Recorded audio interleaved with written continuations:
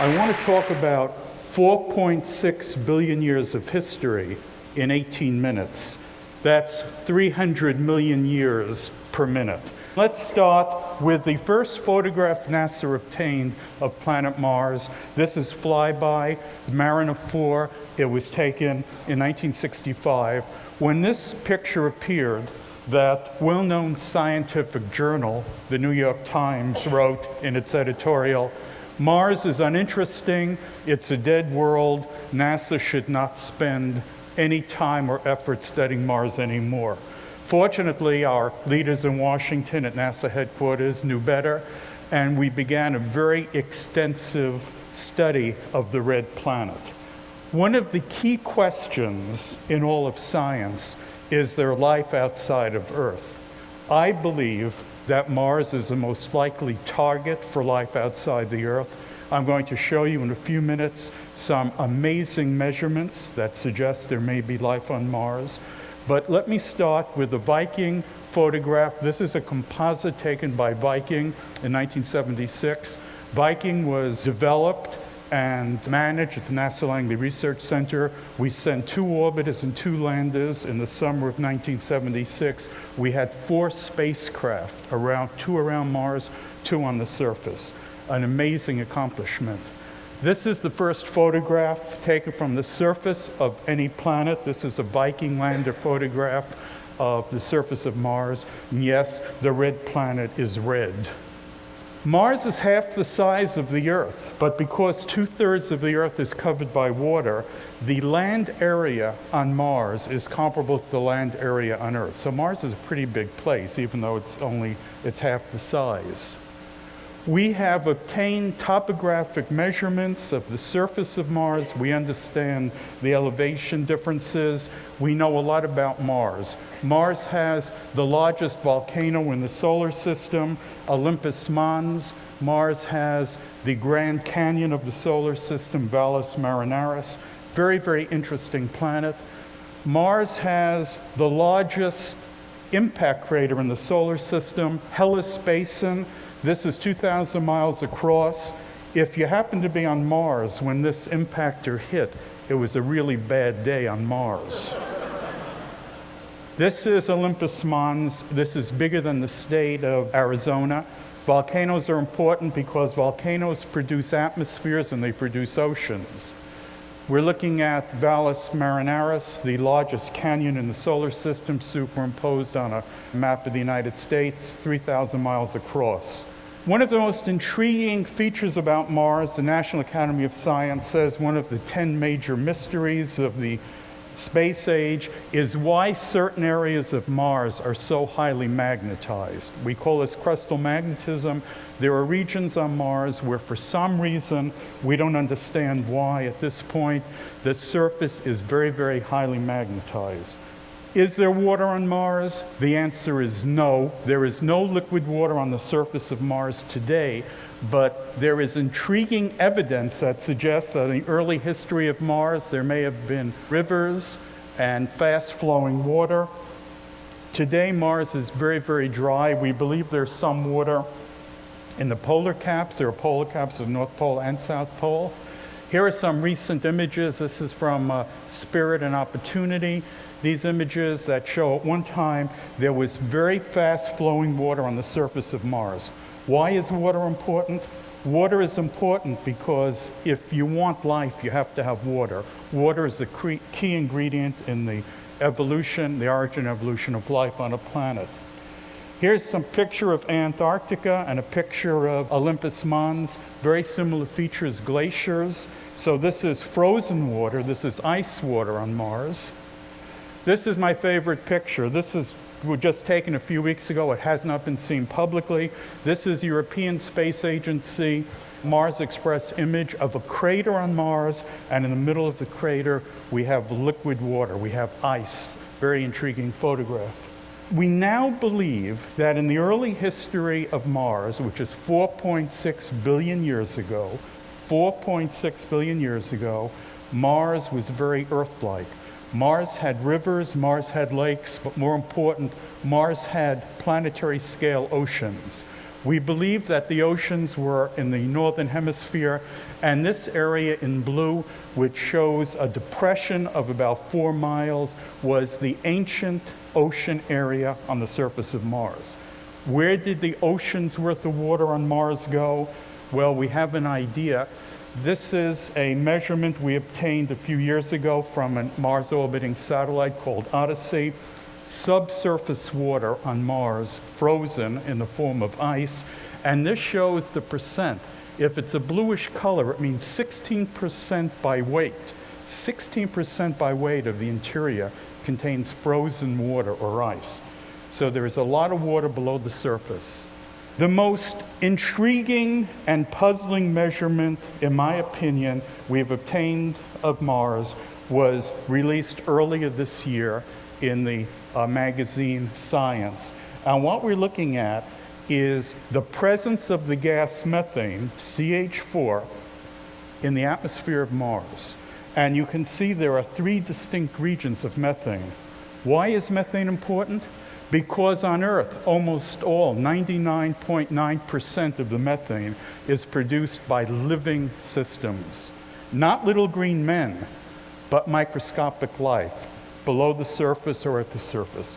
We now have evidence that methane is in the atmosphere of Mars, a gas that on Earth is biogenic in origin, produced by living systems.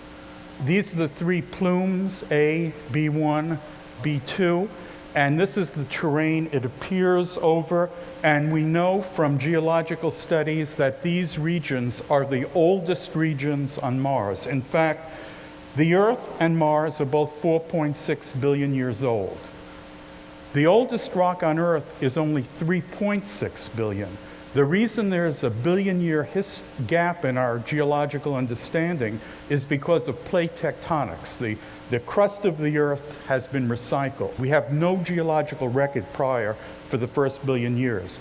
That record exists on Mars. And this terrain that we're looking at dates back to 4.6 billion years when Earth and Mars were formed.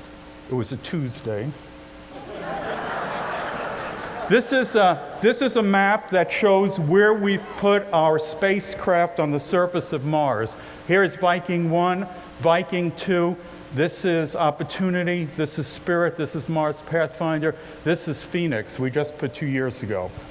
Notice all of our rovers and all of our landers have gone to the northern hemisphere. That's because the northern hemisphere is the region of the ancient ocean basin. There aren't many craters, and that's because the water protected the basin from being impacted by asteroids and meteorites. But look in the southern hemisphere. In the southern hemisphere, there are impact craters, there are volcanic craters. Here's Hellas Basin, a very, very different place geologically. Look where the methane is. The methane is in a very rough terrain area. What is the best way to unravel the mysteries on Mars that exist?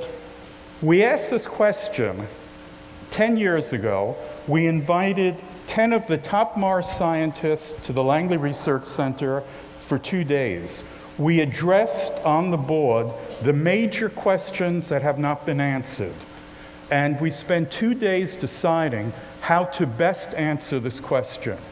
And the result of our meeting was a robotic, rocket-powered airplane we call Ares. It's Aerial Regional Scale Environmental Surveyor.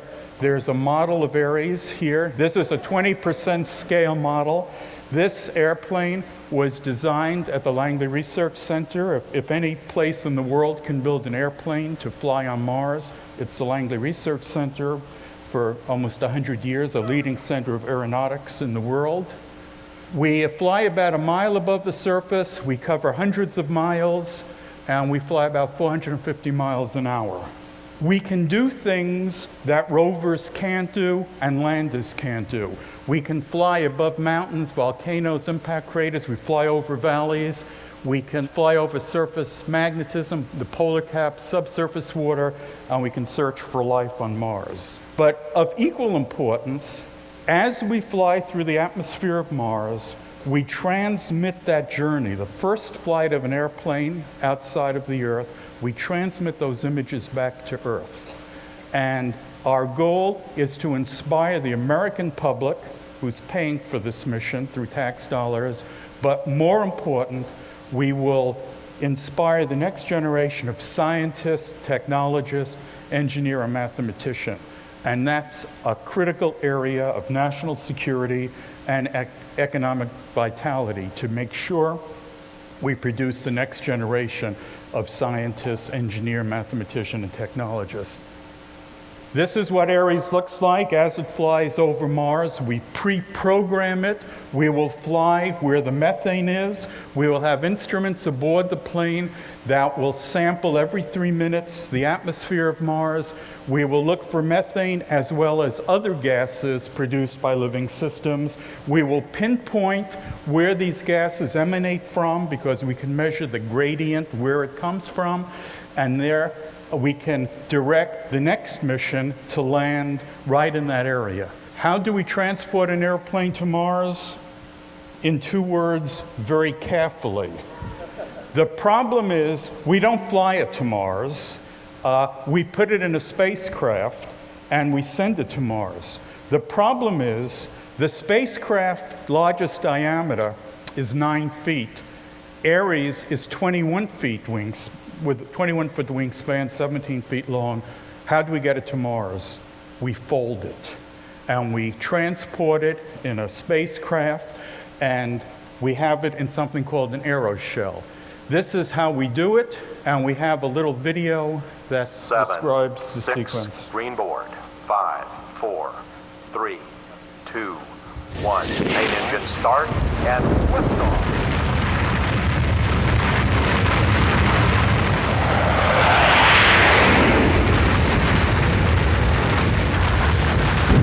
This is a launch at the Kennedy Space Center in Florida.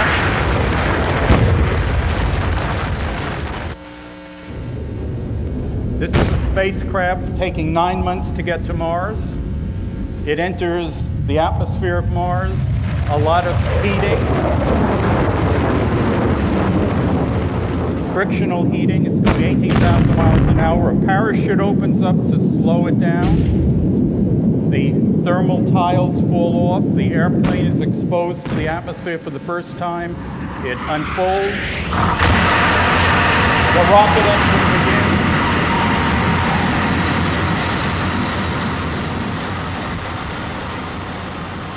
We believe that in a 1-hour flight, we can rewrite the textbook on Mars by making high-resolution measurements of the atmosphere, looking for gases of biogenic origin, looking for gases of volcanic origin, studying the surface, studying the magnetism on the surface, which we don't understand, as well as about a dozen other areas.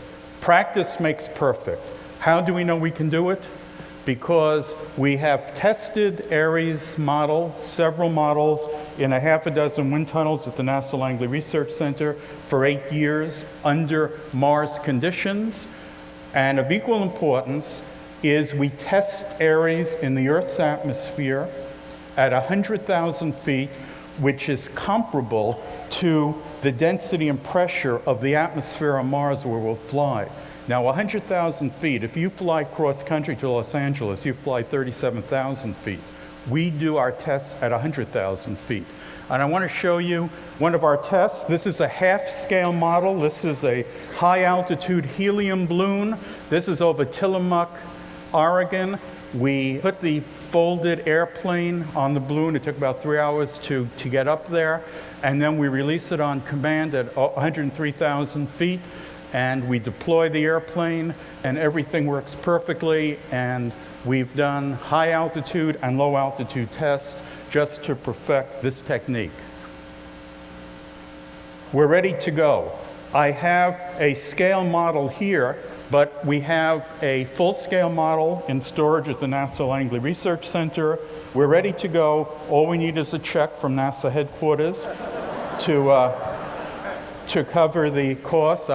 I'm prepared to donate my honorarium for today's talk for this mission. There's actually no honorarium for anyone for this thing. This is the Ares team.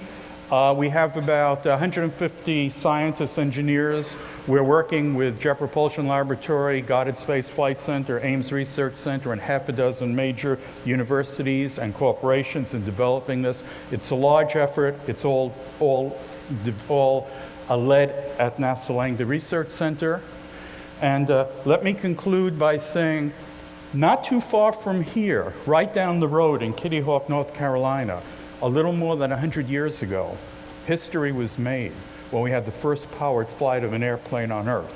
We are on the verge right now to make the first flight of an airplane outside the Earth's atmosphere.